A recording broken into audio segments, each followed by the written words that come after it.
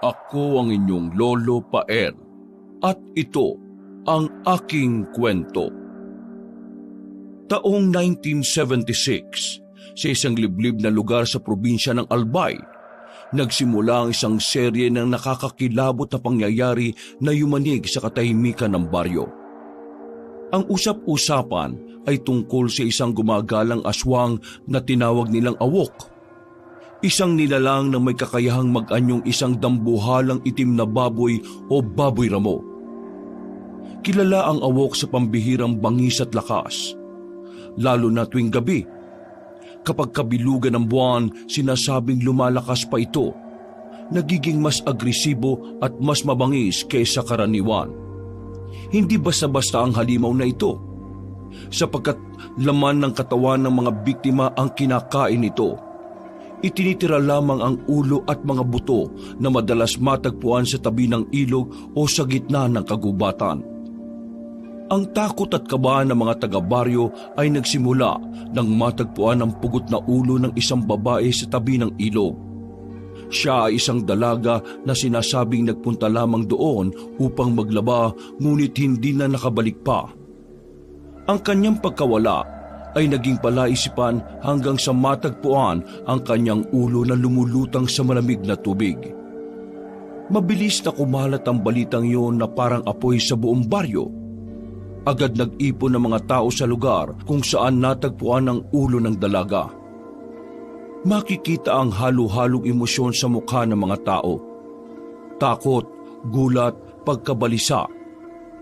Ang kanilang mga mukha ay maputla at ang ilan ay didirektang nakatingin sa pugot na ulo. Hindi pinalabas ang mga bata sa pagkakataong yon at pinanatili sa kanilang mga bahay upang di masaksihan ang kalunos-lunos na sinapit ng biktima. Ang mga tao ay nagsimulang magbigay ng kanilang mga saloobin. Imposibleng tao gumawa nito. At sa palagay niyo po, ano o sino?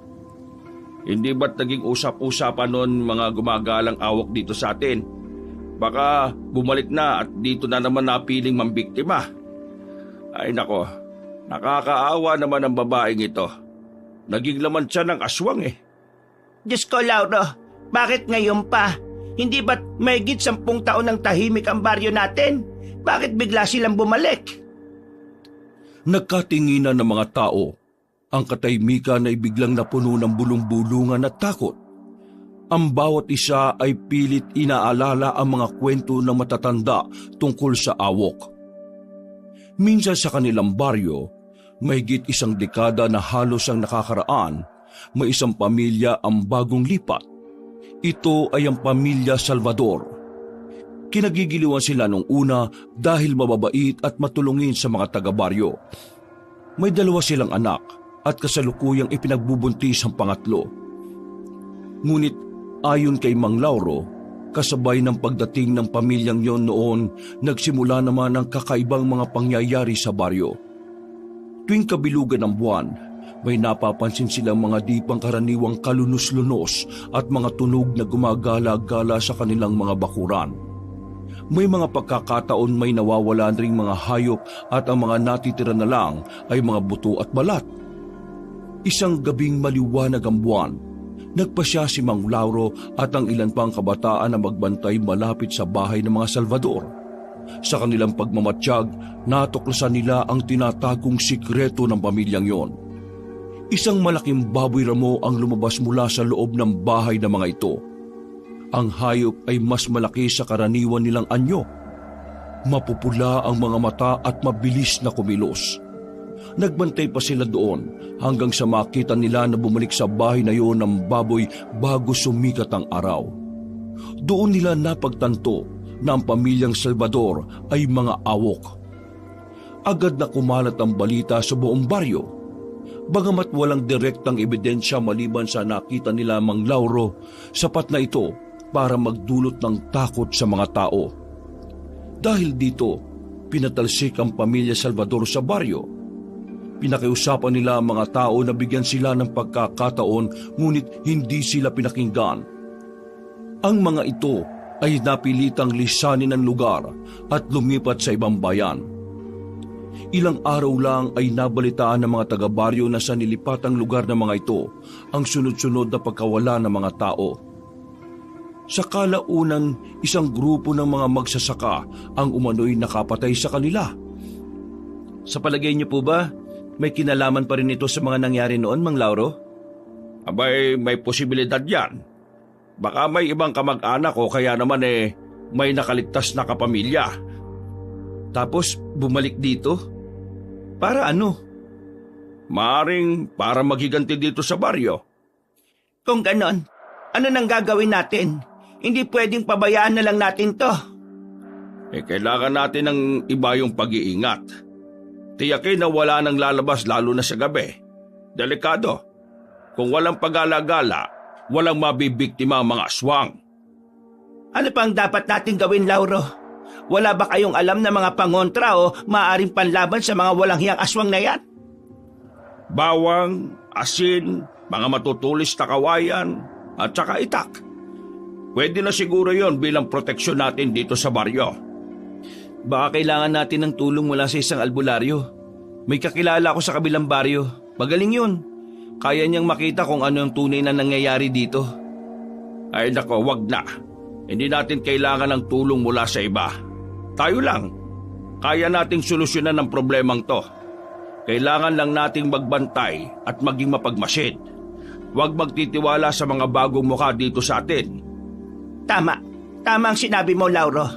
Pero umaasa ako na sana ay hindi totoong aswang ang may gawa nito. Nakakatakot talaga eh. Huwag lang magpapakita sa akin ng aswang na yun at papatayin ko siya. Ay nako, hindi basta-basta ang mga aswang, iho. Baka kung makakita ka ng isa baka manginig ka sa takot. Ba't naman ako matatakot? Lalaban ako at ipagtatanggol ko ang buhay ko kung sakali. Haharapin ko siya kahit na anong klaseng halimaw pa siya. Matapang ka, binata. Pero huwag kang padalos-dalos. Tulad ng sabi ni Salve, mahirap kalaban ng mga awok. Malalakas sila at mabangis. Kailangan mo munang maghanda bago ka kumilos. Sana naman, Lauro, mali tayo. Sana hindi to kagagawa ng pamilya awok. Pagdasal natin. Pero habang di pa tayo sigurado, mas mabuting maging handa tayo. Kung ikaw, wala ka namang dapat na alalahanin eh. Bukod sa ikaw ang pinakamayaman dito sa lugar natin, matibay ang bahay mo at napapalibutan ng matataas na bakod. Paniguradong di mapapasok ng awak ang bahay mo. Pero paano naman kaming may hirap? Mga bahay kubo lang ang amin, madaling pasukin. Ang kaligtasan natin sa aswang ay hindi naman nagbabase sa kung anong estado natin sa buhay, Salve. Mauutak ang mga yan. At akala nyo ba porke awok o aswang na baboy ay hindi sila pwedeng mag-anyong ibang hayop? Kaya nila magpalit-palit ng anyo. Aso, buwaya, ibon. Kaya wag nating maliitin ang kakayahan nila. Mas mabuti nating gawin sa tuwing sasapit ang gabi. Wala na munang lalabas, lalo na kapag bilog ang buwan. Kung wala silang mabibiktima dito kusa rin silang lalayas. Ganun na lang ba? Magtatago na lang tayo? Hindi ba pwedeng lumaban tayo? Kaya nga. Hindi na kailangan. Kung wala silang makikita, mabuburyo ang mga yan sa gutom at lilipat ng lugar kung sino man sila. Pero sa tingin ko, mas maganda kung lalaban tayo. Tamang sinabi nitong si Rigor Hindi natin pwedeng hintayin na may mabiktima ulit. Mas delikado kung susubukan nating lumaban ng hindi natin alam ang ginagawa. Dapat lahat tayo manatili sa loob ng ating mga tahanan. Maglagay tayo ng mga palatandaan o proteksyon sa paligid ng bahay natin. Kung susundin natin lahat ito, abay walang mapapahamak. Tahimik na nag-isip si Rigor sa mungkahi na matandang si Mang Lauro. Bagamat medyo nag-aalangan, napagtanto niya na may punto din naman ang matanda. Maya-maya, dumating na ang pamilya ng biktima. Agad na bumungad sa kanila ang kalunos-lunos na sinapit ng kanilang mahal sa buhay. Ano ko, Diyos ko? Ang anak ko! Bakit ganito? Sinong gumawa niya sa kanya? Kawawa naman siya. Napakasakit naman talaga ang mamatayan ng anak. Pero mas lalong masakit kapag ganyan na maging biktima ng aswang ang iyong kapamilya. Ay, mababaliw siguro ako. Diyos ko, bakit naman ganito? Kawawa naman ang anak ko. Rosa! Halos manginig ang katawan ng babae habang ang kanyang mga mata ay lumuluha ng walang patid. Parang biglang nawalan ito ng lakas at naupo sa lupa. Yakap-yakap ang sarili habang patuloy sa pag-iyak. Ang ama ng biktima ay tila nagpipigil naman ng galit at halatang pinipigilan ang napipintong pag-iyak.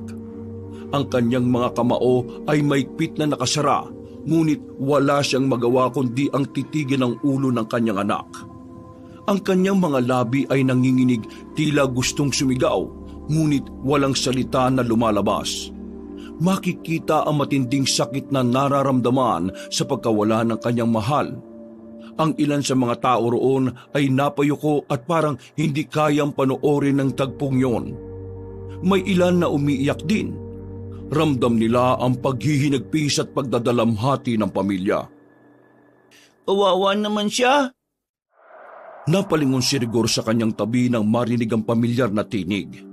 Gulat na gulat siya nang makita kung sino ang nagsalita. Si Noah, ang bunsong kapatid ng kanyang nobyang si Mildred na 10 taong gulang pa lamang. Nakatayo ito doon, tahimik at nakatingin sa paligid na parabang hindi alintana ang madilim na eksena sa harapan nila. Napansin ni Rigor na ang mga mata ni Noah ay nakatuon sa pugot na ulo na nasa tabi ng ilog. Ngunit sa kabila nito, walang bakas ng takot o pangamba sa mukha ng bata. Sa halip, tila may kakaibang tapang itong nakikita sa mga mata ng bata. Bagay na lalong nagpatindi ng kaba sa dibdib ni Rigor. Oh, Noah, anong ginagawa mo dito? Kuya Rigor? Bakit ka ba nandito? Hindi mo dapat nakikita to eh. Nasa ba ate mo? Nasa may banda po ron sa sulong ng ilog naglalaba. Ako naman po nakikipaglaro kanina sa mga bata kaso pinapasok sila sa mga bahay nila eh. Naiwan ako mag-isa dun sa pinaglalaruan namin. Bakit ka nagpunta dito? Halika na nga, ihatid na kita sa inyo. Pambira ka talaga oh. Malalagot ka sa ate mo nito eh. Huwag mo akong isusumbong, Kuya Noah. Tumakas nga lang ako sa bahay para maglaro. Ako na lang po uuwi mag-isa. Saka hindi ko naman alam na ganito makikita ko dito eh. Sinundan ko lang naman yung mga tao. Hindi ka ba natatakot sa nakikita mo? Hindi po. Ano? Sige na nga, umuwi ka na. Kuya, parang kilala ko yung babae na yan eh. Parang nakita ko po siya mga ilang araw na yung nakakaraan. Naglalabas siya dito sa ilog. Parang may alam ako siya nangyari. Sandali. Shh! Anong sinasabi mo, Noah? Huwag ka magsasalita ng ganyan tungkol sa biktima na yan kung hindi ka sigurado. Halika, mag-usap tayo doon. Baka mamaya may makarinig pa sa'yo. Lumayo ang dalawa sa mga tao. Ano bang nakita mo? Sabi mo nga sa akin. Pero huwag mong lalakasan kasi baka may makarinig sa atin. Nung naglalaba siya sa ilog, may nakita kong lalaki na kausap siya. Lalaki? Namukan mo ba? Nakilala mo? Hindi po Hindi ko po maayos na nakita yung muka. Nakasuot lang po ito ng itim na damit. Saka sombrero. May takip yung mukha niya kuya Tapos panay pa ang lingon. Malikot. Parang may iniiwasan o tinitingnan. Sigurado ka ba sa nakita mo? Opo. Pero hindi ko marinig ang pinag-uusapan nila Pero parang silang nag-aaway kasi masama ang tingin sa kanya ng babae. Pero nang parang nakaayos na po sila, umalis sila na magkasama. Iniwan ng babae yung nilalaban niyang mga damit. Noah, masyadong delikado tong nalalaman mo. Pero kung totoo yung sinasabi mo, baka makatulong yan sa paghahanap kung sino yung gumawa nito. Kuya, hindi po ba delikado kung magsasabi ako ng nalalaman ko? Baka may magalit. Sa'yo ko lang po sinabi kasi sa'yo ko nagtitiwala Sa bagay, masyado ka pang bata para masangkot sa ganitong gulo. Isa pa, wala pa tayong alam na kung ano talaga ang totoong nangyari. Wala ka munang pagsasabihan nito maski sa ate mo. Nakakaintindihan ba tayo? Opo, kuya. O sige, halika na. Ihahatid na kita pa uwi. Mabilis na hinuwakan ni Rigor ang braso ni Noah at dahan-dahang inakay ito papalayo sa lugar ng insidente. Patuloy pa rin ang bulong-bulungan ng mga tao. Ngunit nagdesisyon si Rigor na ilayo ang bata bago pa siya mapansin ng iba. Dahil sa nangyaring yon, ang mga tao ay nagsagawa ng mga bagay para proteksyonan ang kanilang mga pamilya laban sa banta ng aswang. Nagsimula silang maging maingat. Tuwing sumasapit ang takip silim, ang mga tao ay nagsasaboy ng asin sa mga bubungan at paligid ng kanilang mga bahay. Umaasa na mapipigilan nito ang mga halimaw mula sa paglapit. Ang ilan ay nagsusunog ng goma sa mga kanto ng kanilang bakuran. Pinaniniwalaang ang amoy ng nasusunog na goma ay nagtataboy ng mga masasamang nilalang. May mga naglalagay ng bawang sa mga pintuan at bintana at pati sa ilalim ng kanilang mga unan. Naniniwala sila na ang malakas na amoy ng bawang ay nakakasira sa pang-amoy ng aswang at magiging hadlang para hindi makapasok sa loob. Makikita rin ang bawat entrada ng mga kabahayan na may nakadikit na walis tingting na nakabaliktad. May ilan ding gumagamit ng espesyal na langis ng niyog na hinaluan ng mga dahon ng halamang may bisa laban sa mga halimaw. Ang langis ay ipinapahid sa mga pintuan at bintana upang maprotektahan ang kanilang mga tahanan mula sa masamang nilalang. Nauso na rin sa baryo ang paggawa ng mga bahay na may silong, mas mataas kaysa sa dati. Palagi na rin silang may mga nakahandang mga sibat o gulok na nakalagay sa tabi ng pinto at handang gamitin kapag may aswang na magtatangkang pasukin sila. Subalit sa kabila ng kanilang pagsisikap, muling nabalitaan sa kanilang baryo ang pagkawala ng isang bata. At tulad ng unang biktima, natagpuan nito ilang araw ang nakalilipas sa may tabi ng ilog. Ulo na lang din ang natira at wala nang palatandaan na doon pinatay ito dahil malinis ang paligid. Walang dugo o tirang laman sa lugar kung saan ito natagpuan. Meron din bakas ng kagat sa mukha ang bata. Tila galing yon sa malalaking pangil. Halos mga lahati pa nga ang mukha ng biktima. Wala na talagang kapatawaran ng nangyayaring ito. Pati inosenteng bata, hindi pinatawad ng aswang na yun. Wala nang ligtas sa baryong to hanggat hindi natin nalalaman kung sino ang pumapatay. Tama. Hindi tayo pwedeng tutulog-tulog sa kangkugan. Nako, di ba ikaw naman na nagsabi na magtago na lang tayo sa mga bahay-bahay natin? Epektibo naman, hindi ba? Matagal bago nakapambiktima ang aswang. Baka naman kasi pinabayaan ng magulang ang batang yan, napagala-gala maski gabi na. Ayan, kawawa naman. Ano ngang gagawin natin? Siguro dapat sama-sama na tayo magbantay. Hindi. Kailangan muna nating alamin kung gaano kalakas ang kalaban natin at kung ilan ba sila. Baka mas lalo tayo mapahama kapag maging padalos-dalos tayo. Ano? Ibig sabihin, maghihintay na naman tayo ulit? Hindi na pwede ang ganito, Mang Lauro. Lahat na pwedeng maging target ng halimaw na yon. Ikaw, Lauro, mag-isip ka kung ano ba talaga ang pwede nating gawin. Kailangan na nating umaksyon. Hindi tayo pwedeng maghintay na lang ulit na muling may mabiktima. Sang-ayon ako, Aling Salve. Total, kayo naman ang nakakaalam ng sikreto ng mga Salvador noon. Baka naman magawan mo din ng paraan para malaman kung sino ang naghahasik ng lagim dito sa atin. Sabihan mo lang kami kung anong pwede naming may tulong. Tama kayo. Gagawin kong lahat para malaman kung sino ang mga aswang na yon. Pero hindi ko na muna kakailanganin ng tulong. Mas kaya kong gumalaw kapag nag-iisa ko. Tatawagin ko na lang kayo kapag kailangan ko ng kasama. Matapos ang usapan, tahimik na naghiwa-hiwalay ang mga tao. Pagsapit ng dilim habang nasa bahay niya si Mang Lauro, nagdesisyon siyang gawin na ang nararapat. Kinuha niya ang isang matalas na punyal. Kung may katotohanan man ang kanilang hinala na aswang nga ang pumapatay, alam niyang delikado ang kanyang gagawin. Pero wala na siyang pagpipilian at wala ng ibang paraan para malaman ang tunay na may sala. Papalalim na ang gabi at ang buong baryo. Tahimik na. Nagkulong na sila sa kani-kanilang mga tahanan. Lumabas na ng bahay ang matanda at nagmasid sa paligid. Dala ang kanyang punyal, naglibot siya sa tabi ng ilog kung saan natagpuan ang mga ulong pugot. Tahimik ang paligid. Ngunit ramdam niya ang bigat ng presensya ng kung anumang nilalang na gumagala sa dilim. Habang naglalakad, napansin niya ang mga bakas ng paa sa putikang lupa malapit sa ilog. Hindi ito normal na bakas. Malalaki ang hugis at tila nagmumula sa isang hayop. Sinundan niya ang bakas, ngunit bigla itong nawala sa dulo ng isang malaking puno. Napansin niya rin na may kakaibang amoy na nagmumula sa paligid. Amoy ng bulok na hayop. Isang mahinang ungol ang kanyang narinig mula sa likod ng puno. Agad siyang nagtago at patuloy na nagmasid. May nakita siyang lumitaw na kakaibang hayop mula roon. Pero hindi naman ito umalis doon, parang may kung anong kinakain.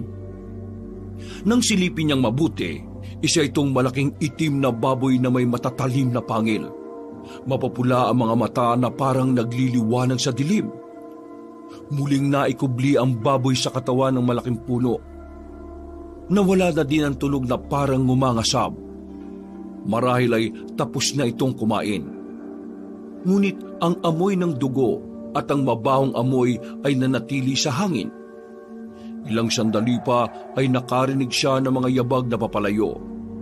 Wala naman siyang nakitang naroon, kaya maingat niya itong sinundan. Hindi na niya pinansin ang takot at kaba na nararamdaman niya ng mga oras na yun. Mas nanaig ang kagustuhan niya na malaman ang katauhan ng aswang. Habang sinusundan niya ang yapak, napansin niyang unti-unti itong nagbago. Ang mga bakas ng malalaking paa na tulad ng isang dambuhalang baboy ay naging hugis paa na ng tao. Sa dulo ng daan kung saan nagtapos ang barka ng mga yabag, ay nakita niya ang isang kubo sa gitna ng bukid. Napangiti si Mang Lauro sa kanyang nakita. Pumasok sa kubong yun ng isang babae at isang bata. Ha! Huli kayo. Wala na kayong may tatago sa akin. Matapos ang gabing yon, naglaho na ang magandang samahan at maging ang pagkakaisa ng mga tao sa baryong yon. Ang bawat isa ay nagdududa sa kanilang kapwa. Maingat sila sa pakikipag-usap at pakikisalamuha, lalo na sa mga dumarating na dayo. Ngunit maging ang mga nakatira na doon ay di nakaligtas sa mga mapanghusgang tao. Lalo na kung hindi naman talaga taga roon. Isa sa lubos na naapektuhan ay ang pamilya ni na Mildred na naninirahan na doon na halos 5 taon. Ang kanila kasing bahay ay nakatayo sa gitna ng malawak na bukirin. Ang distansya na kanilang bahay sa ibang mga kabahayan ay naging dahilan upang sila ay pagdudahan at pag-isipan na masama. Napansin din ng mga tao na bihira silang makihalubilo at ang tanging nakikita lang nilang madalas sa baryo ay ang batang miyembro ng kanilang pamilya na nakikipaglaro sa mga bata. Nakikita lang nila ang mga taong ito kapag nagpupunta sa palengke o kaya naman ay naglalaba sa ilog. Ngunit sa kabila ng nangyayaring ito, si Rigore hindi nawala ang tiwala sa kanyang nobya at sa pamilya nito. Nakilala kasi niya ang pamilya bilang mababait at masisipag na tao. Kahit anuman ang naririnig niyang paninira sa kanila, nanatili siya sa panig ng mga ito at paminsan-minsang ipinagtatanggol. Hanggang sa isang araw, magkakasama silang tatlo ni na Mildred, Rigor at si Noah. Inanyayahan ng binata ang dalawa na dumalo sa kanyang kaarawan ng araw na yon. May kaunting salo-salo kasing inihanda ang kanyang pamilya para sa kanya. Ngunit hindi naging maganda ang pagtanggap ng ilang tao sa magkapatid nang dumating sila. Maging ang mga magulang ni Rigor ay ilag at tila iniiwasan ng magkapatid. Kuya Rigor, di ba birthday mo to? Oo, bakit? Ba't parang ang lungkot? Parang wala ako nakikitang tao nang ngumingiti. Tapos, parang kanina pa nila kami tinitingnan ni Ate Mildred ko eh. Ayaw po ba nila sa amin? Noah, ano bang sinasabi mo? Huwag ka nga maingit, baka marinig ka nila. May masabi pa silang hindi maganda sa atin. Sinasabi ko lang naman ate kung ano yung nakikita ko eh. Bakit sila ganun makatingin sa atin? Saka bakit para silang umiiwas? Oo nga Rigor. Napansin ko na rin yan kanina pagdating namin.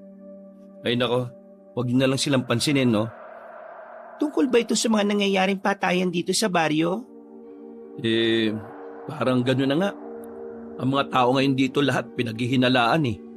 Nag-iingat lang ang mga tao. At isa kami sa pinaghihinalaan nila. Kaya iwas sila sa amin, ganun ba? Hayaan niyo na lang. Hindi naman nila alam ang totoo eh. Mabuti pa umuwi na kami, Rigor. Wala kaming lugar dito. Wag. Birthday ko to, mahal. Hayaan na lang natin sila. Kayo ang espesyal na bisita ko dito, no?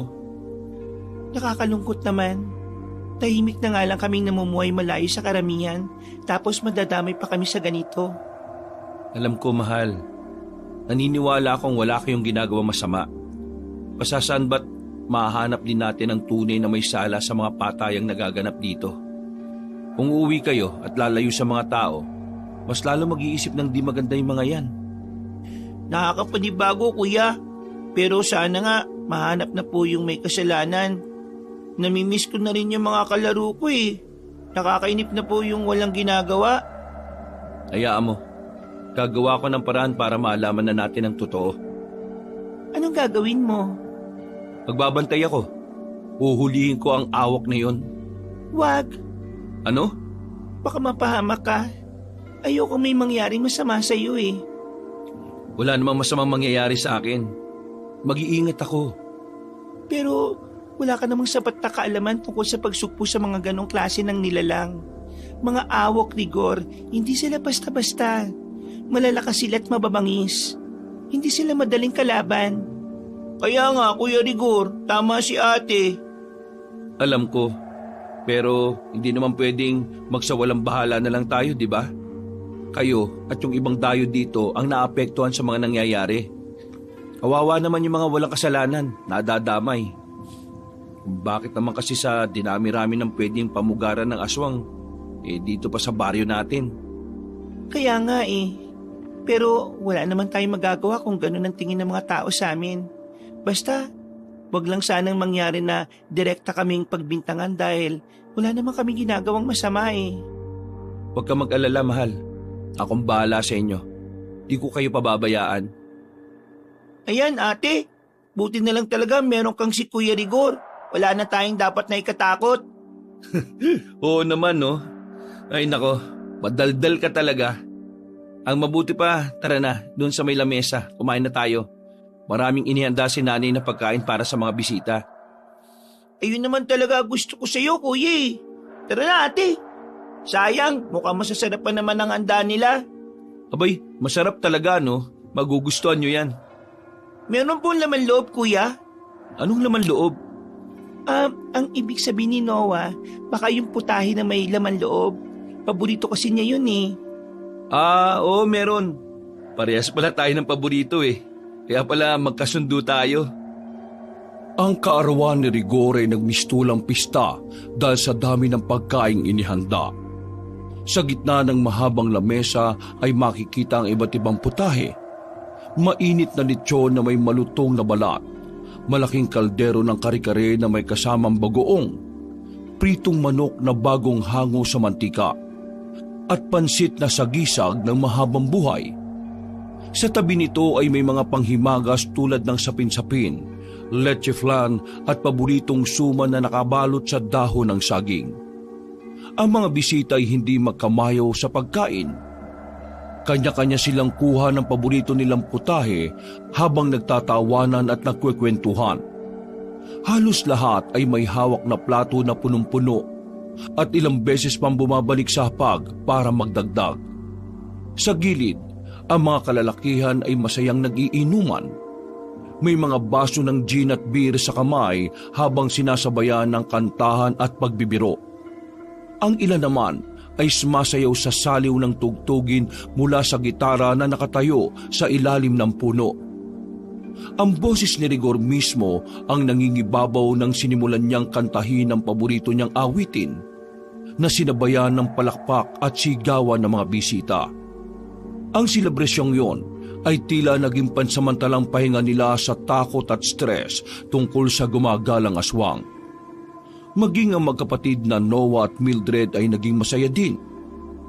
Ang sarap ng handa mo, Kuya Rigor.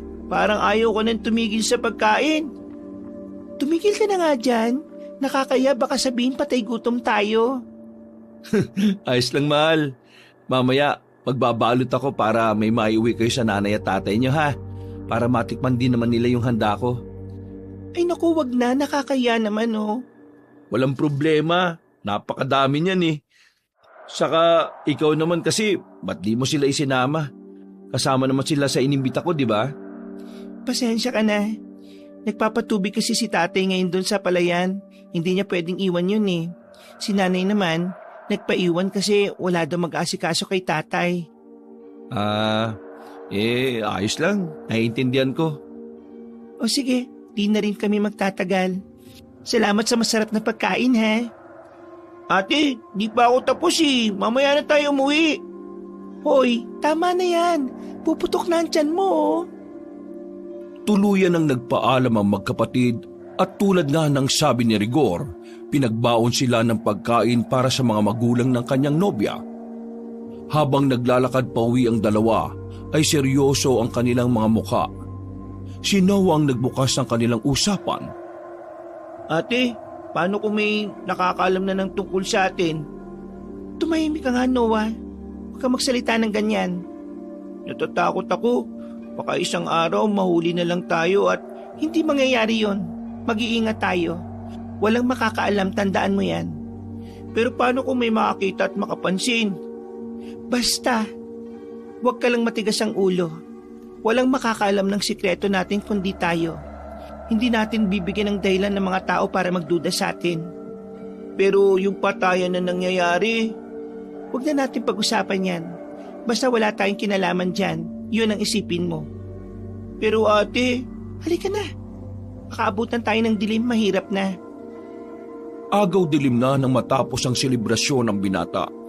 Nakita niyang marami pang natirang handa kaya naisipan niyang ipagbalot uli si Mildred para ulamin pa ang mga ito hanggang sa kinabukasan. Bitbit niya ang isang basket na may laman ng mga ulam at prutas. Nagsimula na siyang maglakad maski panay ang pagtutol ng kanyang ina na gawin yon dahil sa delikado ang paggala-gala sa labas. Ngunit hindi nagpapigil ang binata. Sa oras na yon ay napakadilim. Ang buwan ay natatakpan na ng makapal na ulap sa kalangitan. Ang buong paligid ay tahimik at walang marinig na anumang ingay maliban sa huni ng mga kulisap at kwago. Hawak din ni Rigor ang isang gasera. Kahit mahina ang ilaw, sapat na ang liwanag na nagmumula dito para makita niya ang daang kanyang nilalakaran. Tumulay siya sa mga pilapil na napapaligiran ng mga matataas na dahon ng palay na sumasabay sa kilos sa bawat pag-ihip ng hangin. Hindi maiwasan ng binata na makaramdam ng kaba habang patuloy na naglalakad. Kahit sanay na siya sa lugar na yon at madalas naman siyang bumibisita kina Mildred, nang gabing yon ay inalihan siya ng kaunting takot. Lalo na at pakiramdam niya sa habang lumalapit siya sa bahay ng nobya ay may nararamdaman siyang tila mga matang nakamasid. May napapansin siyang tila sumusunod na anino sa gilid ng kanyang mga mata, ngunit sa tuwing lilingon naman siya ay wala naman siyang makitang tao o hayop na nakasunod sa kanya. Mula sa malayo, naririnig niya ang bagyang pagkilos ng tubig mula sa ilog na malapit sa bahay ni Mildred. Sa kabila ng dilim at tahimik na paligid, pinalalakas niya ang loob sa pag-iisip na darating din siya sa bahay ng dalaga. Patuloy siyang naglakad, mas mabilis kesa kanina, hanggang sa makita niya ang pamilyar na anyo ng bahay ni Mildred mula sa malayo. Sa wakas, nakahinga siya ng maluwag. Ganon si Rigor, matyaga. Ginagawa niya ang lahat ng mga bagay na makakapagpasaya sa nobya, lalo na at pinaplano na din niyang hingi ng kamay ng dalaga. Ngunit habang papalapit siya sa bahay, ay bigla na lang may nagsalita sa kanyang likuran. Paglingon niya, nakita niya ang isang pamilyar na muka. O Rigor, abay gabing-gabi na. Saan ang punta mo? Uy, Mang Lauro. Ako nga. Saan ka ba pupunta? Ay, dyan lang po kina Mildred. Ihahatid ko lang po itong pagkain sa kanila. Aba, delikado ang ginagawa mo. Hindi porket birthday mo pagbibigyan ka ng aswang kapag nakasalubong mo. Kayo naman, Mang Lauro. Hayaan niyo na po. Kapag naman may awak dyan nakahanda naman ako. Dala ko yung itak ni Itay. Di naman ako papayag na maging hapunan lang ako ng kung anong hayop na pwede kong makasalubong Nasabi mo lang yan kasi nga di ka pa talaga nakaranas na may makaharap na aswang. Mainam pa umuwi ka na. Bukas mo na lang dalhin niya sa nobya mo kapag may araw na. Naku, salamat po sa pag-aalala niyo pero ayos lang naman ako. Wala po kayong dapat na alalahanin. Desisyon ko pong pumunta dito ngayong gabi. Magulang ko nga po hindi ako napigilan Ganun ba? Kayo ho, ano hong ginagawa niyo dito? Saan kayo pupunta? Kina Mildred din ba? Ay hindi. Nandito lang ako at kagagaling ko lang sa bukirin ko at tinignan kanina yung mga aanihing kamatis at kamote.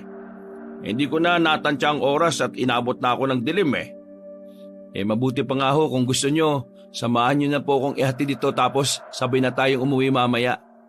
Nako, hindi na. Mas nagiging delikado ang gabi ng palalim. Kung ako sa iyo uuwi na rin ako. Ay sige na, maiwan ka na dyan. Napailing na lang ang lalaki habang pinapanood ang ginagawang paghakbang ng matanda sa mga pilapil. Nagpatuloy siya sa paglalakad hanggang sa makarating siya sa mismong bakuran ng mag-anak. Sa tahimik na gabing yon, ay nakita niya ang kanyang nobya na palakad-lakad sa bakuran at hindi mapakali. Paikot-ikot ito at tila may hinahanap na mahalaga. Ang kanyang mga mata ay nakatingin sa malayo na parabang may hinihintay. Sandaling nagtago si Rigor sa likod ng isang puno at tahimik na pinanood ang kanyang nobya. Pinigilan niya makagawa ng anumang klase ng ingay. Anong ginagawa niya? Paminsan-minsan ay napapatingala si Mildred at kapansin-pansin ang pagiging balisa nito. Napansin pa nga niyang nagpahid ito ng luha sa kanyang mga mata. Doon na nagdesisyon ng lalaki na magpakita. Mildred, anong ginagawa mo? Anong? Rigor, bakit ka nandito? Naisipan ko lang na dalang ko kayo ng dagdag na pagkain. Madami kasing natira pa kaya... Bakit ka nandito? Sinabi ko na sa'yo, huwag kang pumunta dito nang hindi nagsasabi. Oh, bakit ka nagagalit? Gusto ko lang naman na maihatid itong pagkain Saka gusto kitang makita. Masama ba yun? Hindi mo naintindihan Di ba't delikado ang pag-alagala sa gabi? Saka hindi to magugustuhan ni nanay at tatay. Yung bigla mong pagpunta rito. Baka kung anong isipin nila lalo na tayong dalawa lang na nandito sa bahay namin. Ha? Wala sila? Saan sila nagpunta? Hindi pa sila umuwi Kasama ang kapatid mo? Oo, makakasama sila. Nag-aalala na nga ako kung nasa na sila Kaya di ako mapakali. Tapos yan, dumagdag ka pa. Mabuti pa umalis ka na at baka maabutan ka pa ni tatay dito. Hindi matutuwa na may kasamang lalaking anak niya sa ganitong oras ng gabi. Mabait naman sa akin si tatay Saka alam naman niya na malaki ang respeto ko sa'yo kung yun ang pinag-aalala mo. Ako na lang ang bahala magpaliwanag sa kanya. Hindi nga pwede. Sige na, umuwi ka na. Maya-maya ay natigilan ng binata na makarinig ng tunog ng isang hayop na nanggagaling sa kanilang bakuran. Huni yun ng isang baboy na nag-iingay. Marahil dahil sa gutom o kaya naman ay may nakitang banta ng isang panganib. Oh, ano yun? Bakit may tunog ng baboy? Mahal, pumasok ka na sa bahay niyo, dali. Baka yung awok yun, delikado. Inilabas nito ang dalang itak mula sa kanyang tagiliran at inihanda ang sarili sa laban. Manda ka sa akin ngayong awok ka. Tumigil ka! Huwag kang pupunta dyan sa likod! Oh, bakit? Basta huwag kang pumunta dyan. Umuwi ka na kasi. Napakasama mo naman sa akin. Birthday ko pa pero sinusungitan mo na ako. Hindi mo kasi naiintindihan, Rigor Umuwi ka na. Bukas na lang tayo mag-usap. Bakit? May tinatago ka ba sa akin? Ano? Bakit ayaw mo akong papuntahin sa likod? Posibleng baka awok yung naririnig ko eh. Pagkakataon na natin na mapatay ang awok para sa ikatatahimik ng buong baryo. Hindi awak ka nandyan sa likod. Marami kaming alagang baboy dyan at mga maliliit na baboy ramo. Ha? Totoo ba yan? Hindi ako magsisinungaling sa iyo, Rigor. Kaya lang kita pinauuwi dahil delikado nga. Bakit ba ang kulit mo? Oy, sige na. Aalis na ako. Pero tanggapin mo muna tong pagkain na dala ko. Sayang naman yung pag-aabala ko kung di mo yan tatanggapin. Saka pwede bang pumasok ka na sa loob ng bahay nyo? Baka mapahama ka pa dito sa labas eh. Oo, sige na. Salamat. Pagkarating ni Rigor sa kanilang bahay, agad siyang sinalubong ng kanyang ina, si Aling Nita, na halatang nag-aalala at galit na galit. Hindi pa man siya nakakapasok ng pinto, ay mabilis siyang hinablot nito sa braso. Saan ka ba galing? Aray ko, Nay. Ang sakit naman ng pagkakahablot niyo sa braso ko. Ang tanong ko, sagutin mo. Saan ka nang galing? Kina Mildred po, inatiran po ng pagkain. Sinasabi ko na nga ba si Mildred na naman eh. Ano ka ba naman, anak? Ano bang hindi mo naintindihan sa sitwasyon ngayon, ha? Di ba't sinabihan ka na nga nila na huwag kang lalabas kapag ganitong oras? Bakit ang tigas ng ulo mo? Ano ba naman yan, Nay? Nagalit na nga sa akin si Mildred, pati ba naman kayo? Nagalit sa iyo ang babaeng yon? Nay, Mildred po, may pangalan siya. Gamitin niyo naman. Ay naku, wala akong pakialam sa pangalan ng babaeng yung Rigor. Ang iniisip ko lang ay ang kaligtasan mo. Kung bakit naman kasi gabing-gabi na nakikipaglandian ka pa. Pagsabihan mo yung babae na yan, ha?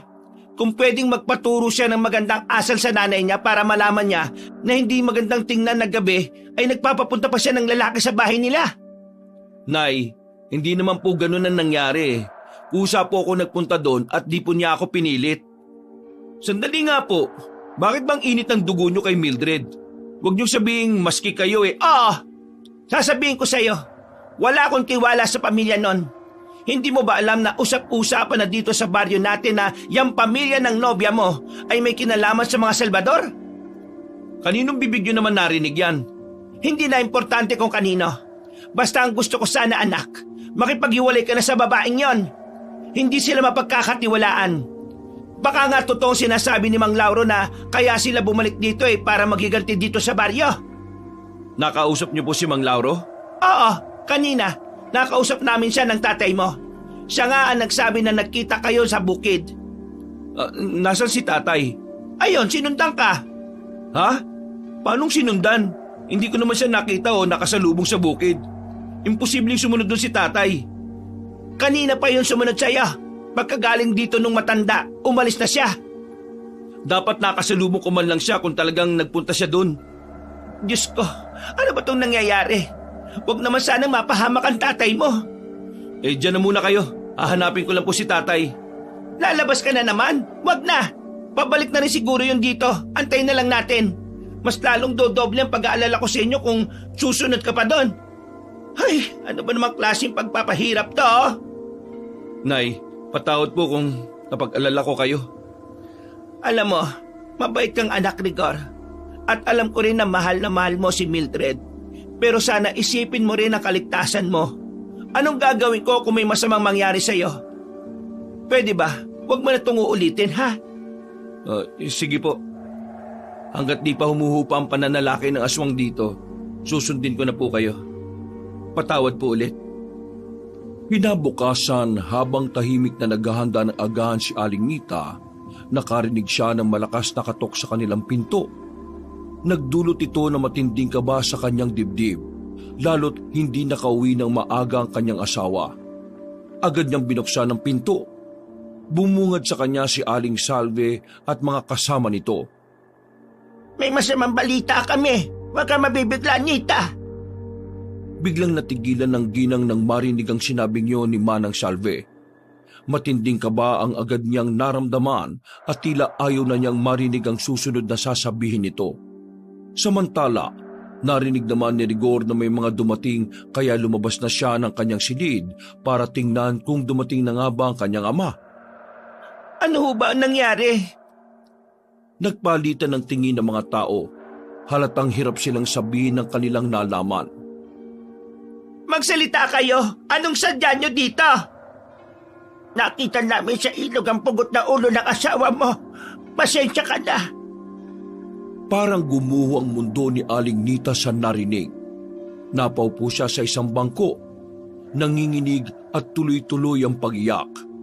Si Rigor, na narinig ang usapan, agad na lumapit sa may pintuan. Hindi niya magawang paniwalaan ang masamang balita. Manang Salve, sabihin niyo sa akin, nagbibiro lang kayo, di ba?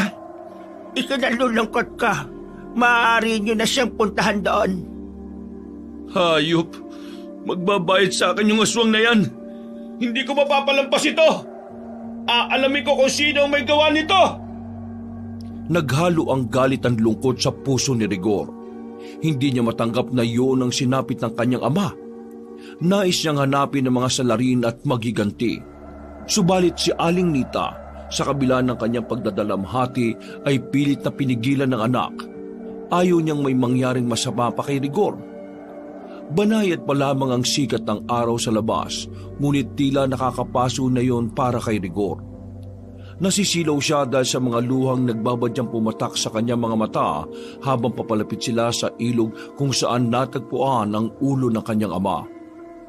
Si Aling Nita naman ay halos ilang beses nang muntikang matumba, ngunit kung hindi lang naalalayan ng kanyang mga kaibigan.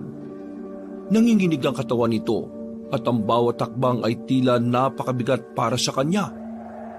Nang makarating sila, ay ganun na lamang ang panlulumo ng dalawa nang makita ang pugot na ulo. Halos wala na itong kulay dahil sa labis na maputla. May timang labi at ang kanyang mga mata ay mulat at tila naiwan ng takot na ekspresyon sa kanyang mukha. Nakanganga din ng bahagya ang kanyang bibig na animoy na gulat at may kinatakutan. Diyos ka, Dora! Anong ginawa nila sa iyo? Tay, sino may gawa nito sa inyo? Sino ang may kayang gumawa ng ganitong klaseng kalupitan? Anong kasalanan mo para danasin ng ganito? Diyos ko, anong gagawin namin ngayon? Pinatay nila ang asawa ko! Kung sino ka mang hayop ka, umanda ka! Isinusumpa ko, hahanapin kita maski saan ka pa magtago! Anak, wala nang tatay mo! Ano? Isa ba sa atin dito ang gumawa ng ganitong karumal-dumal na krimen? Sino sa inyo kaswang, ha? Wag na wag kang papahuli sa akin dahil papatayin kitang hayop ka! Hindi ako titigil hanggat hindi nakakamit ng mga naging biktima mo ang hustisya! Magbabayad ka! Tama na, Rigor. Emosyonal ka lang sa ngayon.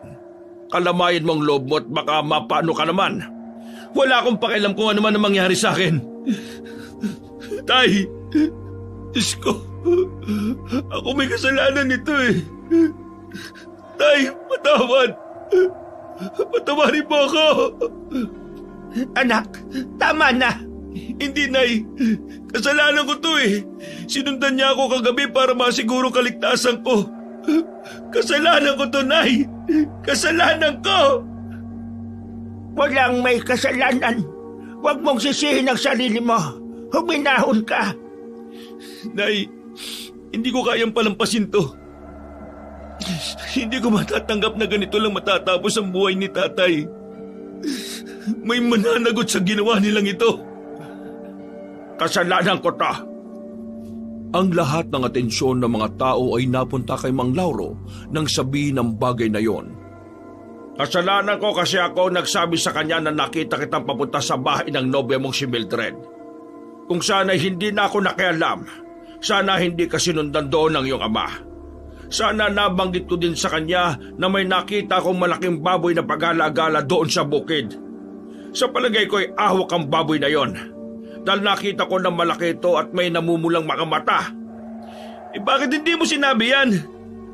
Nagkasalubong tayo noon pero wala kang sinabi sa akin na may nakita ka palang aswang. Pinipilit kitang umuwi na noon pero hindi mo naman ako pinakinggan. Gusto mo kasi na maghatid sa bahay ng nobya mo ng pagkain kaya hindi ko na nasabi. Pero nagkamali ako. Dapat pala sinabi ko para nakauwi ka na rin at hindi ka na nagawang sundan ng iyong ama papunta sa bahay nila Mildred. Ano ba kayo? Tama na ang sisihan. Walang gusto nang nangyari. Kailangan nating umisip ng paraan para maayos natin ang lumalalang problemang ito. Tama ka, Manang Salve. Pasensya na ho, Mang Lauro, pero di na ako mananahimik at magtatago sa loob ng bahay. At hahayaan ang mga aswang na yan na balutin ang katatakutan nitong baryo natin. Pero delikado yan. Wala tayong alam sa pakikipaglaban sa aswang. Wala nga tayong alam, pero ang mga itak natin at sibat, may magagawa kung sama-sama tayo. Tutugisin natin yung hayop na awok na yan. Kinagabihan, tahimik na nagtipo ng mga tao sa lamay ng ama ni Rigor. Sa pagkakataong yun, maski may banta pa rin ng aswang, ay kampante ang mga tao na walang mangyayaring masama ng gabing yon dahil nakabantay na ang mga tanod at ilang kalalakihan sa paligid. Sa loob ng bahay, makikita ang nakasaradong kabaong ng yumao at sa tabi nito ay nakaupo si Rigor. Nakatungo at tila malalim ang iniisip. Sa kalagitnaan ng lamay ay dumating ang pamilya ng kanyang nobya.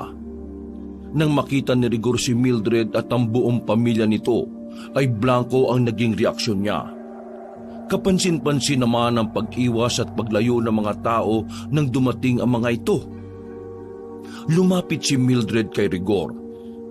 Mahal, nakikiramay kami sa pagkamatay ng tatay mo.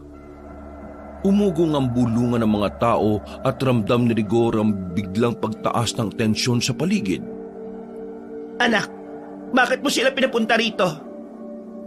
Ramdam ng binata na hindi gusto ng kanyang ina ang presensya ng kanyang nobya, pero hindi niya kayang itaboy ang mga taong wala namang ginawang masama at nagpunta lang para makiramay.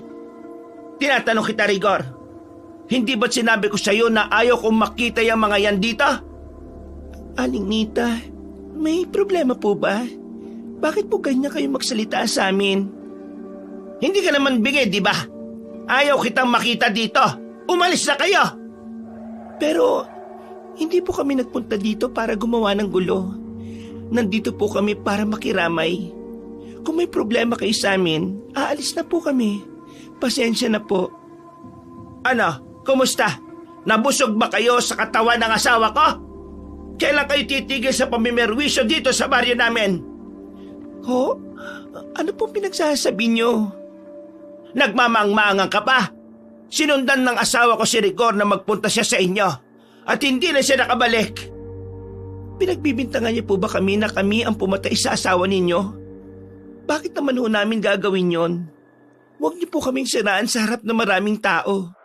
Wala po kaming kasalanan sa nangyari sa kanya. Sa tingin mo maniniwala ko? Walang kriminalang umamin sa kanya kasalanan. Wala ko kaming kinalaman sa nangyari sa kanya. Bakit ko naman papatayin ang tatay ng nobyo ko?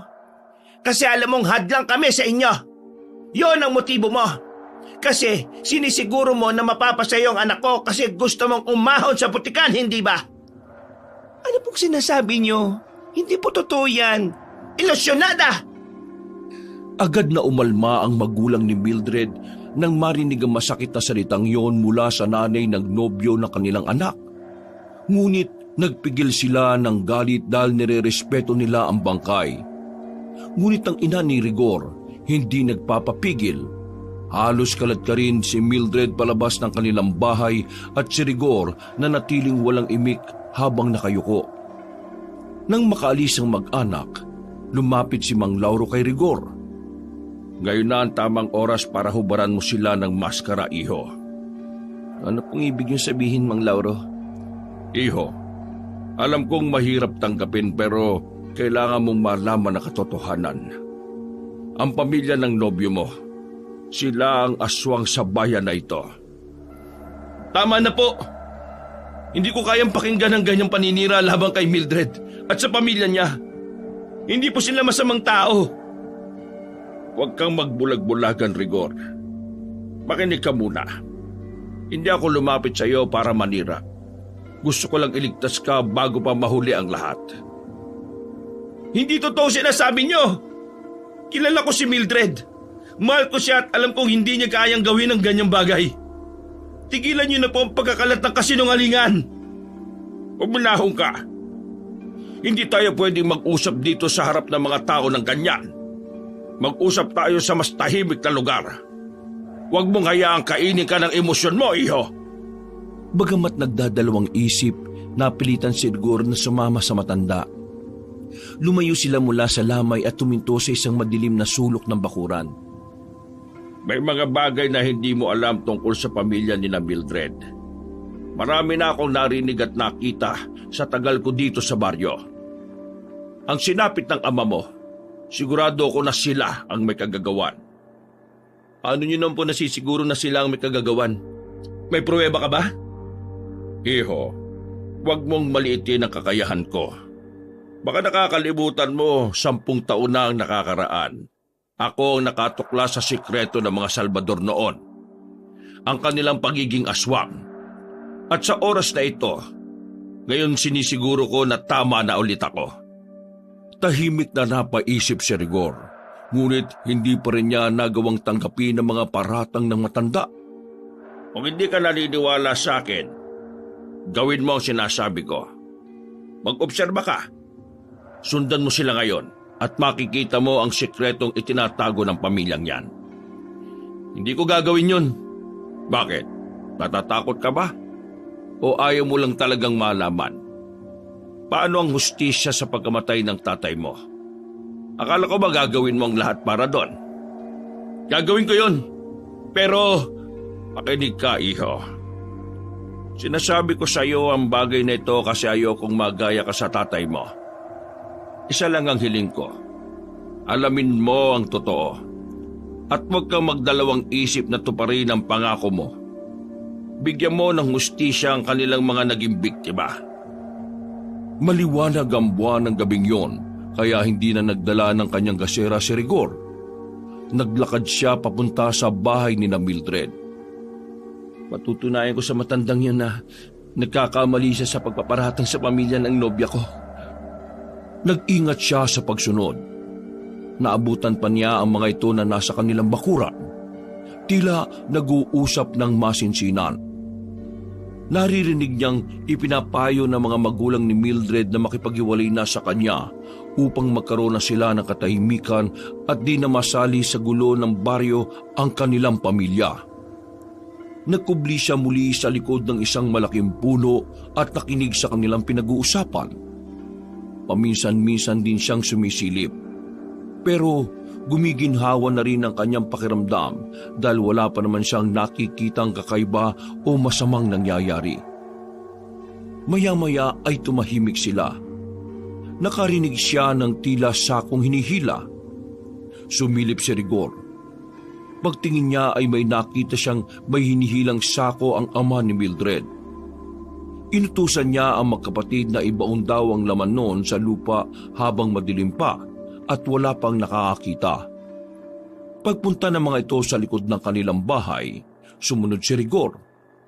Doon na siya nagtaka. Dahil minsang nabanggit ng kanyang nobya na may alaga silang baboy pero wala naman siyang nakita maski isang hayop sa likuran. Patuloy pa rin siyang nagmasid. Gutom ka na ba, Noah? Oo, ate. Hindi ko pa nga tinitiis ang gutom ko. Aso, ayaw ko lang magreklamo kasi baka pagalitan na naman ako nila nanay at tatay. Mabuti naman at mabait ka na ngayon. Alam mo naman ang sitwasyon natin ngayon, di ba? Hindi ka pwede magpagala-gala kaya kung ano man ang nandito, yun lang muna ang pagtiyagaan mo. O sige na, kumain ka na. Sa sandaling yon, napanganga si Rigor sa kanyang nakita. Si Noah, ang inosenteng mukha, ay biglang nagbago. Unti-unting humaba ang kanyang panga at lumaki ang kanyang nguso. Mula sa kanyang balat, tumubo ang makapal at magaspang na itim na balahibo na mabilis na kumalat sa buo niyang katawan. Ang kanyang mga kamay at paa ay unti-unting naging malakuko ng baboy. Matalim at matibay, habang ang kanyang katawan ay lumaki na tulad ng sa isang baboy ramo. Ang kanyang muka, bagaman may bait pa rin ang pagiging tao, ay ganap nang nagbago. Ang ilong niya'y naging nguso ng baboy. At sa bawat pagngisi, lumilitaw ang matatalim na pangil. Hindi makapaniwala si Rigor. Si Noah na itinuring niyang isang nakababatang kapatid ay nagbago ng katauhan at naging aswang. Isa siyang awok, isang aswang na baboy. Isang nilalang na mabagsik at nagbibigay ng kilabot. Binuksan ni Mildred ang hawak na sako at tumambad ang laman nito. Mga piraso ng sariwang karne. Dahan-dahang lumapit ang awok. Ang mga mata nito ay nanlilisik habang nakatingin sa laman ng sako. Tumutulo ang laway nito sa kanyang nguso na makapaghintay na makatikim ng sariwang laman. Ayan, handa na ang hapunan mo, Noah. Kain ka na. Walang sinayang na sandali ang awok. Agad itong sumubsob sa mga piraso ng karne. Sarap na sarap bawat kagat. Dinig na dinig ni Rigor ang malakas na pagdasab nito sa mga karne. Ang dugo mula sa mga karne ay tumulo sa bibig ng awok. Umagos pababa sa kanyang leeg. Ang kanyang malalaking pangil ay walang hirap na nilapa ang bawat piraso. Habang pinapanood ni Mildred ang eksena, isang kakaibang ngiti ang sumilay sa kanyang mga labi.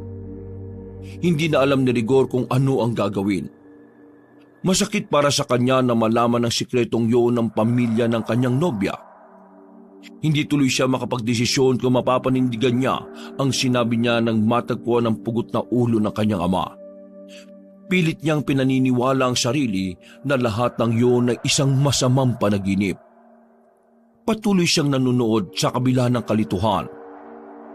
Maya-maya ay tumigil sa pagkain ng awok. Nakita niyang inipon ng kanyang nobya ang mga natirang buto at iniligay sa basket. Pagkatapos ay ibinaon niya ang mga ito sa lupa. Nang makita ni Rigor ang ginawa ng kanyang nobya, tila nagdilim ang kanyang paningin. Ang galit at hinanakit na kanyang pinipigilan ay tila biglang nais sumabog. Hindi niya lubos na maisip kung papaano ang kanyang pinakamamahal ay naging bahagi ng ganoong klase ng kasamaan. Nanatili siyang nakatago sa likod ng makakapal na puno. Pinapanood ang bawat galaw ni Mildred. Sa isip niya marahil ay doon inilibing ang mga tira-tirang katawan ng kanilang mga biktima. Kabilang na ang kanyang tatay. Galit siya dahil sa kabastusan at kawalang respetong ginagawa ni Mildred. Hindi ko na kayang panoorin pa ito. Gusto niyang sumigaw. Gusto niyang manugod para ipagiganti ang kanyang ama. Pero nakaramdam siya ng takot. Alam kasi niyang apat sila sa bahay na yon. At papaano kung totoo ang sinasabi ni Mang Lauro sa kanya na mapanganib ang pamilya ng kanyang nobya? Kung isang awok lamang ang kanyang kakalabanin, marahil ay kakayanin niya. Pero ibang usapan na kung apat na aswang ang kanyang susugurin. Alam niyang tulad ng kanyang ama, hindi rin mangingimi ang mga ito na patayin siya, maski nobya niya pa si Mildred. Noah, halika na. Pasok na tayo sa bahay. Agad namang tumugon ng hayop. Sumunod ito sa kanya papasok na ng kanilang bahay. Iniwan ni Rigor ang kanyang taguan. Nang masigurong wala ng tao, lumapit siya sa lugar kung saan inilibing ang mga buto. Hinalukay niya ang lupa gamit ang kanyang mga kamay. Kahit masakit, kahit malamang ubos na ang laman ng kanyang ama, gusto niyang makuha maski ang mga buto na lang nito at maiuwi sa bahay nila. Napaluha siya nang maisip ang tatay niya na nagpalaki sa kanya ay naging pagkain lang ng isang halimaw.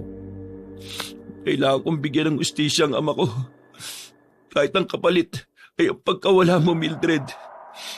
Hindi ko hayaang matapos lang ito ng ganito. Pananagutan niyo ang ginawa niyo. Ano ginagawa mo dyan? Huwag! Huwag kang lalapit! Alam ko na ang buong katotohanan. Halimaw ka! Mga halimaw kayo! Nakita ko kung paano nagbago ang anyo ni Noah. Rigor, mali ang iniisip mo. Mali? Eh anong tawag doon sa ginawa niyo ni Noah? Pinakain mo siya ng karne. Saan galing ang kinakain niyang karne? Yung bang katawan ng tatay ko? Kayong pumatay sa tatay ko? Hindi totoo yan. Walang kinalaman ng pamilya ko sa pagkamatay ng iyong ama. Tigilan mo na yan, Mildred! Nakita ko na ang lahat! Alam ko na ang sikreto ninyo! Rigor, makinig ka sa akin. Si Noah, oo, isa siyang awok, pero hindi siya kumakain ng tao. Alam kong mahirap paniwalaan pero yun ang totoo. At sa palagay mo maniniwala ako sa iyong hayop ka? Niloko mo ko! Pinaniwala mo ko sa kasinungalingang mabuti kayong tao! Pinagkatiwalaan kita pero ito ang igaganti mo! Hindi kita niloko. Minahal kita. Minahal kita ng totoo, Rigor. Pero kung ayaw mo nang maniwala sa akin, wala na akong magagawa. Tumigil ka! Meron kang magagawa. Meron ka sanang nagawa. Pero bakit? Bakit ang tatay ko pa? Wala kami kinalaman sa pagkamatay niya o na kahit na sino sa baryong to. Yan ang totoo. Ayos lang kung mamuhi ka sa akin ngayon. Hindi rin kita pipilitin na tanggapin mo ang hindi mo kayang tanggapin. Hindi kita mapapatawad, Mildred. Kailangan niyo magbayad. Kung yun ang desisyon mo, tatanggapin ko. Pero sana bago ka magparusa, alamin mo muna ang buong katotohanan. Agad na umiyak ang dalaga. Punong-puno ng kalungkutan ng kanyang mga mata. Nanghihinayang siya na naging mababaw lang ang kanyang nobyo sa pagtanggap sa tunay nilang kalagayan. Ngunit sa kabila nun, ay handa siyang ipagtanggol ang kanyang sarili sa anumang pwedeng mangyari. Nasa labas na din ang kanyang ama at ina. Alam niyang anumang sandali ay mas lalong tataas ang tensyon sa pagitan nila. Kapwa hayop lang din ang kinakain ng aking kapatid.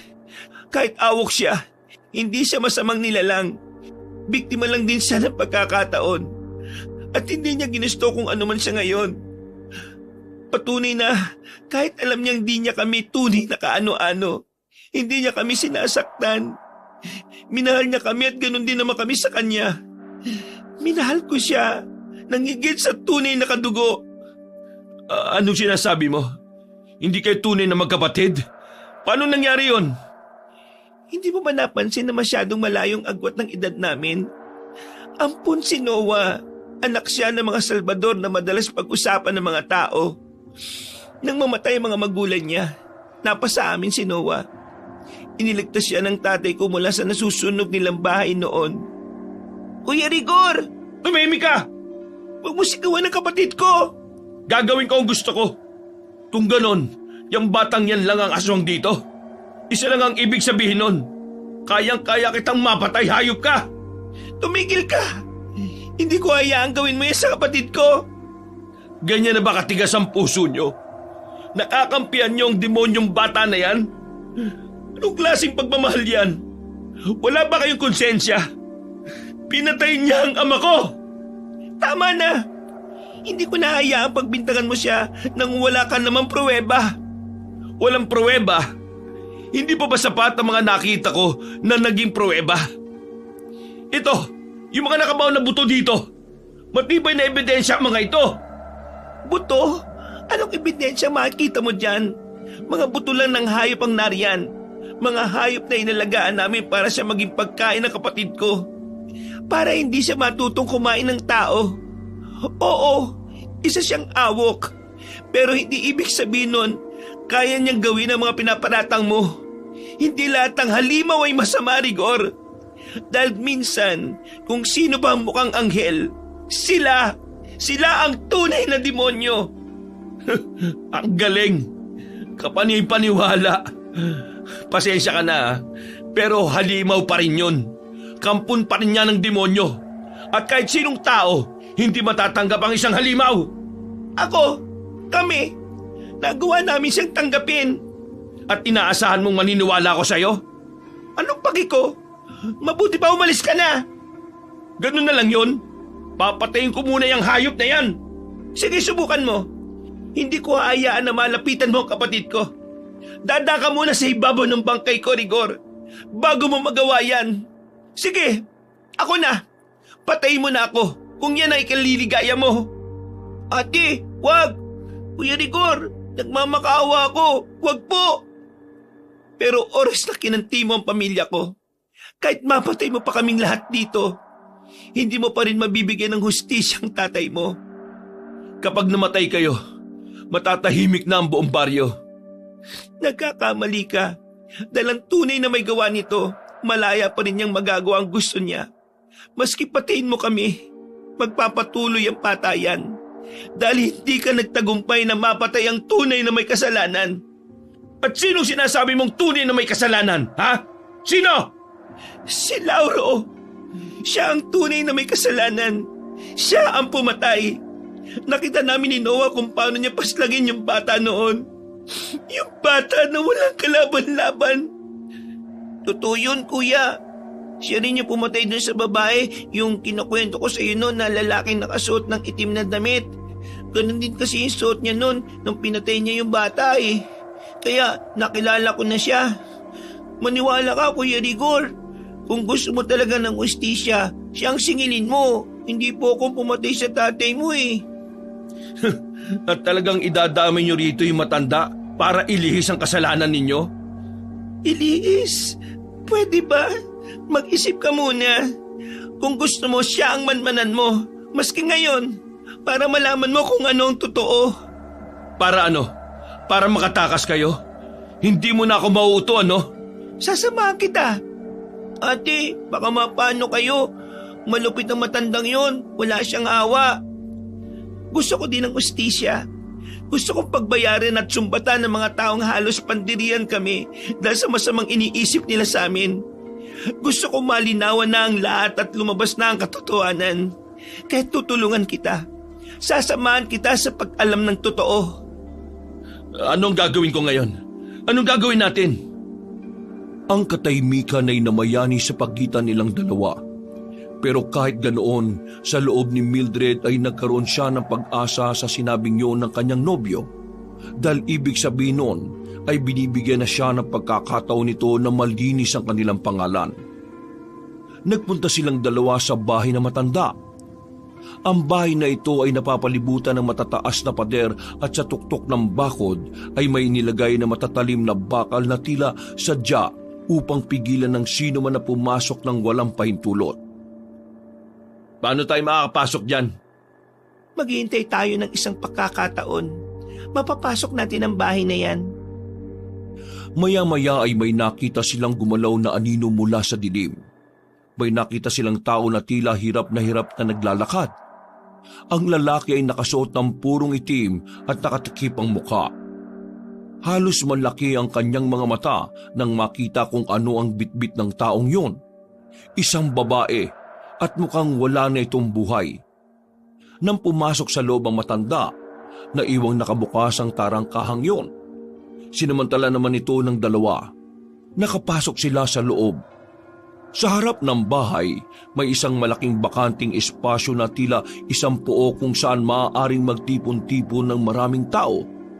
Ngunit sa pagkakataong yon, ang lugar ay walang ibang laman kundi ang isang napakalaking buwaya na nakahiga sa gitna. Ang presensya ng hayop na yon ay parang nagbigay ng matinding babala sa sino mang malapit sa bahay. Agad na nagtago ang dalawa at siniguro na hindi nila magagambala ang buwayang yon. Anong ginagawa ng malaking buwaya dito sa bakuran niya? Hindi ko pa alam. Maya-maya ay muling lumabas si Mang Lauro. Ano? Gutom na ba ang alaga ko? Ang buwaya naman ay nagsimulang gumalaw. Unti-unting iniangat ang mabigat na katawan nito na parang tumutugon sa tinig na matanda. Kain na. Alam kong gutom ka eh. Siguradong magugustuhan mo ito. Napakasariwa niyan. Sinunggaban ng buwaya ang karne at malakas na nilapa ito. Tumunog ang nakakakilabot na tunog ng bagbali ng buto at pagkapunit ng laman. Sa sobrang laki ng hayop, tila nagmistulang laruan lang ang karne sa bibig nito. Kailangan kong ihanda ang susunod na pagkain mo. Bukas, mag-aanda tayo para sa mas malaking selebrasyon. Pero sana wag mo akong bibiguin ha. Luluwas ako ng Maynila pagkatapos para magsugal. Tulad ng dati, bigyan mo ako ng swerte ha. Napansin nila si Mang Mauro na naglakad patungo sa isang maliit na kubo sa gilid ng bakuran.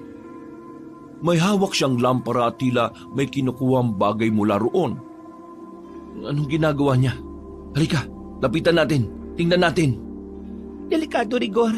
Paano kung makita niya tayo? Nakita nilang kumuha ng isang palakolang matanda. Akala nila wala akong alam. Pero lahat ng nangyayari sa baryo, ako ang nagpasimuno. Mga mangmang sila eh. Lalo na yung binatang si Rigor. Naniwala siya sa akin. Pero ang hindi niya alam, ako ang pumatay sa tatay niya. Mabuti na lang at may naligaw na mababait na awok dito. Sila ang mananagot sa mga bagay na ako ang may gawa. Nanlaki ang mata ni Rigor at Mildred sa narinig. Unti-unti nilang naunawa ng koneksyon ni Mang Lauro sa pagkawala ng ilang tao sa baryo. Siya nga ang may kagagawa ng lahat ng ito. Sa gitna ng tensyon, biglang napansin ng buwaya ang kilos ng dalawa. Mabilis nitong iniangat ang ulo at sinimulang gumalaw patungo sa direksyon nila. Natigilan sila at napako sa kanilang kinatatayuan habang ang dambuhalang hayop ay unti-unting lumalapit. Tumakbo ka, Mildred! Bilisan mo! Hindi kita iiwan, Rigor!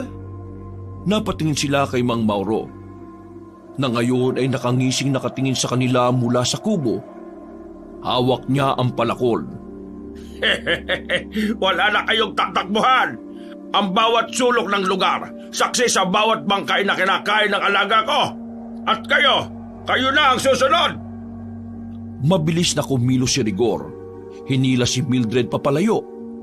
Ang dambuhalang buhaya naman ay nagmamadaling gumapang papunta sa kanilang kinaroroonan. Ang bibig nito ay bagyang nakabuka. Naguhudyat ng nalalapit na panganib. Bilisan mo, Mildred! Kailangan natin makalayo dito! Paano? Sarado na yung gate! Narinig nila ang malakas na hampas ng palakol ni Mang Lauro sa lupa. Parang babala na kahit saan sila magtago ay hindi sila ligtas. Ang ingay nito ay lalong nagpatindi sa kaba nila. Hindi kayo makakalabas ng buhay!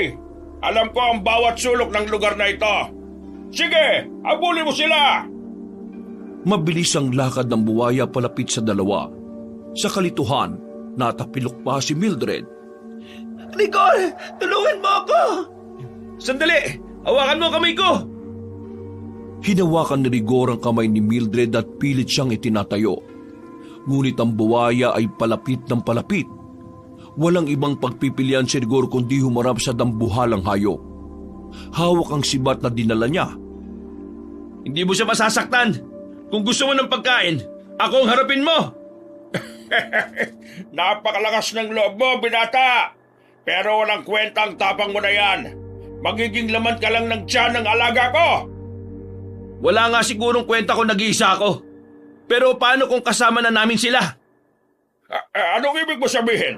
Sino tinutukoy mo? Hindi mo ba naririnig?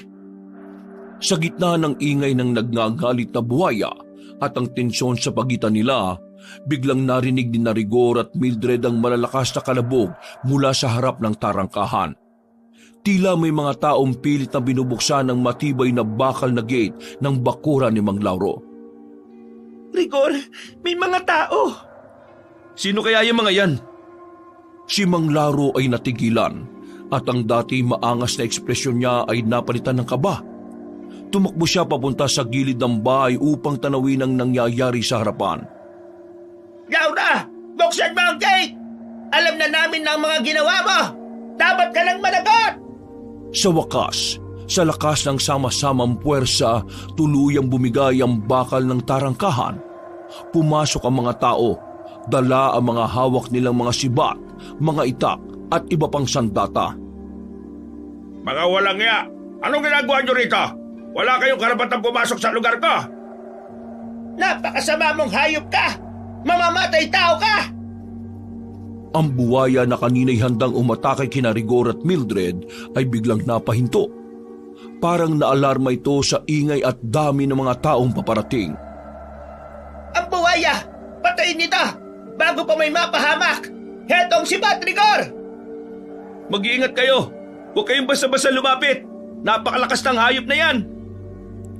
Habang nagkakagulo, mabilis na kumilos si Rigor at Mildred. Hinawakan ni Rigor ang sibat niya ng mas mahigpit at pumwesto upang protektahan si Mildred. Si Mang Lauro naman ay pilit na naghahanap ng paraan upang makatakas sa gitna ng kaguluhan. Hindi niyo ako mahuli! Nagpatuloy ang kaguluhan habang sabay-sabay na hinaharap ng mga tao ang buhaya at si Mang Lauro. Sa wakas, tila nagkaroon ng pag-asa si Rigor at Mildred na ang matagal na nilang kinatatakutan ay matatapos na. Wala ka nang pupuntahan, Mang Lauro. Tapos na ang paghahari mo sa lugar na ito. Hindi niyo ako matatalo. Hindi niyo alam kung ano kapangyarihan ng hawak ko. Hindi ko na kailangan malaman pa ang lahat, Mang Lauro. Ang importante ngayon ay ang pagtatapos ng lahat ng kasamaan mo. Wala ka nang matatakbuhan. Napapaligiran ka na namin. Pwede pa akong makaligtas. Hindi pa huli ang lahat. Nakita ng lahat ang biglang pagbabago nito ng anyo. Nagkaroon siya ng pakpak at handa ng lumipad. Ngunit bago pa siya makalipad, nabaril siya sa binti ng isang lalaki mula sa grupo ng mga tao. Si Mang Lauro ay nalaglag, nahulog sa lupa at hindi na makagalaw. Isang aswang si Mang Lauro na nag-aalaga ng isang buwaya. Tinutok ng mga taong kanilang mga armas kay Mang Lauro at kanila itong pinaslang. Rigor, tapos na. Tapos na ang lahat. Oo, tapos na. Hindi na mag-aasik ng takot si Mang Lauro sa lugar na ito. Ang mga tao, sinunog ang katawan ni Mang Lauro kasama ang kanyang alagang buwaya. Mildred, mahal, patawarin mo ko. Wala yon. Naintindihan ko. Pero ngayon nakamit mo na ang hustisya para sa tatay mo. Maaari bang humiling? Ano yun? Yung sikreto namin. Wala akong alam sa sikreto niyo, Mildred. Halika na, hatid na kita sa inyo. Ba't mo pa ako ihatid nandito sila nanay at tatay? Sila nga ang nagsumbong sa mga tao hindi ba? Kaya nandito sila. Kahit na, ihatid pa rin kita sa inyo para makahingi ako ng tawad kay Noah. Natapos na ang gulo. Wala na ang banta ng aswang. Wala na ring sikretong dapat pang mabunyag. Sa huling makikita ang dalawa na magkahawak kamay habang pauwi sa bahay ni na Mildred. At ang mga tao umuwi ng masaya dahil alam nila na ang kalbaryo ng kanilang lugar ay tapos na. Pwede na silang magsimula ulit nang walang kinatatakutang anumang masamang banta. Wakas!